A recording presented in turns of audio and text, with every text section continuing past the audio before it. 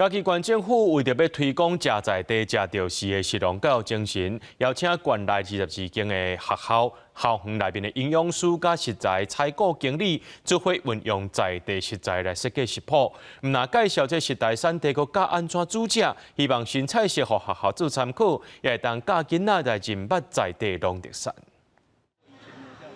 一道一道的手路菜，拢是使用在地各地市的食材。嘉义县18乡镇12间学校的中央厨房，做伙设计用在地食材来料理的食谱，唔但要互学生食好营养，佮会当来认捌在地食材。咱嘉义县在地食材会使如何，甲变成咱在地的菜色，互咱的囡仔有更加侪机会。除了有法度咱食咱家己学校伊本身乡镇在地食材以外，更有更加机会去熟悉着咱其他乡镇内面所有的在地食材。这盘里面有甜椒鸡丁，然后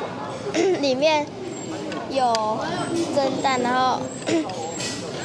我觉得里面的美食都很丰盛。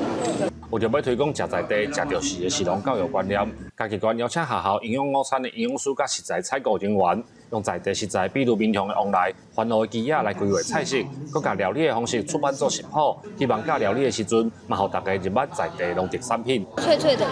然后还有脆的也有软的，然后两个不一样的东西。吃在地哈，这是一个这环境永续哈，能减少碳足迹的一个方式。啊嘛吼，咱那个囡仔会当了解讲因的故乡有啥物